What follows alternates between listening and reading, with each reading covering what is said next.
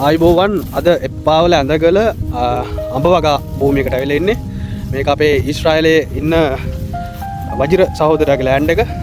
එයා මේක කරන්නේ රිටයර්මන්ට් ප්ලෑන් එකක් විදියට මේ අඹ වගාව. මොකද රට දිගටම ඉන්න නෙමෙයිනේ.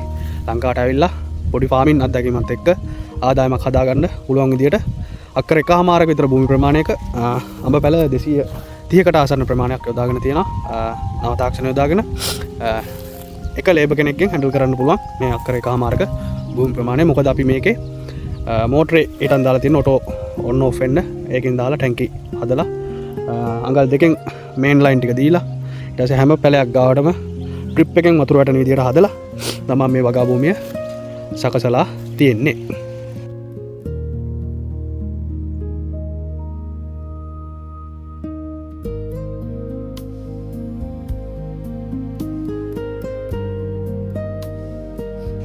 අද මම මේකේ මුලින්ම පළවෙනි පාර එනකොට ගස් ටිකක් මන්දගාමී ස්වරූපයක් තිබ්බ වර්ධනය එකක් පොහොර වුණතාවය අනිත් එක පස්සේ pH එක පොඩ්ඩක් බහැලා තිබ්බා ආම්ලික පැත්තට. ඒ ටික හදාගන්න අපි ගොම පොහොර එක ගහකට කිලෝ 3ක් 4ක් අතර ප්‍රමාණයක් දාලා හොඳට ගහවට මුල්ලු කරලා සිදු කරලා තියෙනවා. ඊට පස්සේ අපි යාර්මිලා යූරියා TSP MOP එකතුවක් හදලා ග්‍රෑම් 150ක අතර පොහොර ප්‍රමාණයක් ලබා දීලා තියෙනවා. දැන් මේ වගාවට මාස 5-6ක් විතර වෙනවා. පළවෙනි කප්පාදුව කරලා තියෙනවා. නමුත් ප්‍රධානම සැකිල්ල හදා ගැනීමක් ඒ කියන්නේ මේන්ටේනන්ස් එක පොඩ්ඩක් අවුල් ගිහිල්ලා තියෙනවා. දැන් ඒ කප්පාදුවෙන් අපි සිදු කරන්නේ දැන් පොහොර ටික දුන්නා. දැන් මේකේ අඩුපාඩු ටික ගස්වල තියෙන අඩුපාඩු ටික හදාගෙන එන එක තමයි අපි අද මේ දවසේ කරන්නේ. ගහක් කප්පාදු වෙන්නේ කොහොමද? පොඩි ගහක සැකිල්ල හදාගන්නේ කොහොමද? අන්න ඒ දේවල් තමයි මේ කරන්නේ. දැන් ඒකෙන් අපි දීලා තියෙනවා ටැංකි 3කට ඒක පිරීලා තමයි මේ වගාවට ඔටෝ වතුර ලැබෙන්නේ. දැන් මේ දවස්වල නම් අධික පෑවිල්ලක් තියෙන්නේ මේ වීලි කලාපේට. ඒ නිසා මේ කොච්චර වතුර දැම්මත් මේ ඉක්මනින් වීලියමට ලක් වෙනවා. අපි බලමු මෙන්න මේ වගේ ලොකු ගහක්. يعني හොඳට හැදිලා තියෙන ගහක්. මම මේකේ මගේ ටයිප් එකට විවිධ ආකාර වෙන්න පුළුවන්. මං හදන්නේ ගහ උස අඩුවේ. එතකොට අපිට නඩත්තු පහසු කරගන්න හරි ලේසි.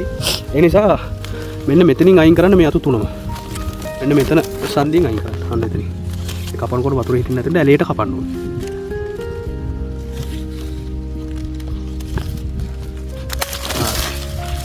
ඔන්න මං ගහේ උස යන අතු ටික අයින් කරා. දැන් මම මේ ගහේ කඳ ශක්තිමත් කරගන්න පුරුක් දෙකකින් කපනවා. ඒ කපනකොට අපි හැම වෙලේම මේ කොළවලල්ලක් ඉදිරියෙන් සෙන්ටිමීටර 1ක් 2ක් ඉදිරියෙන් තමයි මේ කට් එක යොදාගන්නේ. මේකෙත් එතකොට පුරුක් දෙකකින් කැපෙනවා මේ හරිය. මෙයාගේ පුරුක් දෙකකින් කැපෙනවා එතකොට මේ හරිය. නෑ මෙතන 1යි 2යි. ඔන්න අඹ වගාවේ අපේ කප්පාදුව. බලමු තවත් ඉතින් ගහක් මොකද මේ නඩත්තුව පහසු කරගන්න ඕනේ. තනි මිනිස්සෙක්ට හැන්ඩලින් වගාව හැන්ඩල් කරන්න ලේසි වෙන්න ඕනේ. දැන් මෙයාගෙත් උසම ගිහිල්ලා තියෙන අත්ත මේ අත්ත. එයත් අපි අතරින් අයින් කරනවා.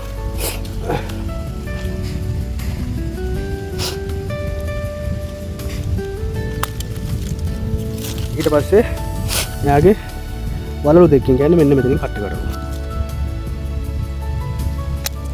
මෙයාගේ වලලු දෙකකින් කියන්නේ මෙතනින් කට් කරනවා. උඩේ පිටට කපනවා. මේ මොනල්ල මෙතන මුඩින් තමයි වැටෙන්නේ. මෙයාගේ වලලු දෙකක් කියන්නේ මෙතනින් කට් කරනවා. මෙයාගේ තනි ගහ. පොළොව මට්ටමේ ඉඳන් සෙන්ටිමීටර 45ක උඩින් බද්දේට උඩින්. මෙතනින් බද්දේනේ. බද්දේට උඩින් කියන්නේ මෙන්න මෙතන. පළවෙනි කොළවලල්ල නෙමෙයි දෙවෙනි කොළවලල්ල. දැන් මේකෙත් අර අපි අර පළවෙනි කට් එක වගේම සිද්ධිය තමයි කරන්නේ. මෙයාගේ දැන් ප්‍රධාන අතු ටිකක් ගන්න ඕනේ. අපිට මේ මම ගහ උස යන්න දෙන්නේ නැහැ මේ ගස්. අපිට නඩත්තු පහසුවට ගහ උස යන්න දීලා වැඩක් නැහැ.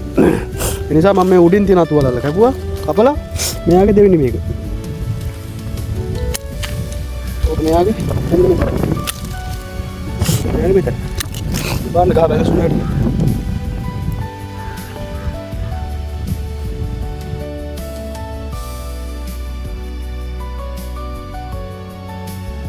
මේ අඹ වගාවේ තියෙන සුළු අඩුපාඩු ටික හදලා හරි ලෙවල් එකකට වගාවම එකම ලෙවල් එකට හදාගන්න එක තමයි අපේ ප්‍රධානම අරමුණ.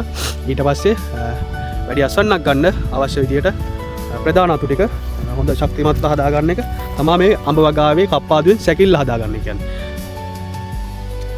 කොළ කැනොපිය හදාගන්න, කොළ ඝනත්වය හදාගන්න, ඒ වගේ වැඩිපුර අතු ටිකක් ගන්න තමයි මුල්ම ප්‍රධාන අතු ටික ශක්තිමත්ව හදාගන්න ඕන ඉඳ තමයි අපි මේ කප්පාදුව සිදු කරන්නේ. ගහේ උස පාලනය කරගන්න හැම කොළයකටම ඉරව්ව ලැබෙන්න.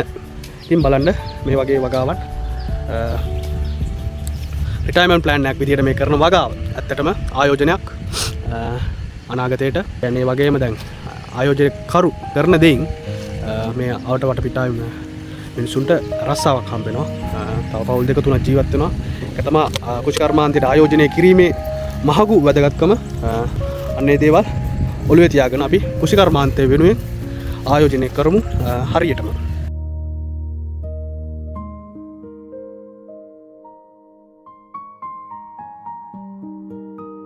මේ වගේ අඹ වගාව සම්බන්ධ තාක්ෂණික වීඩියෝවක් සමගින් නැවත හමු වෙනතුරු ඔබ සියලු දෙනාටම ස්තුතියි.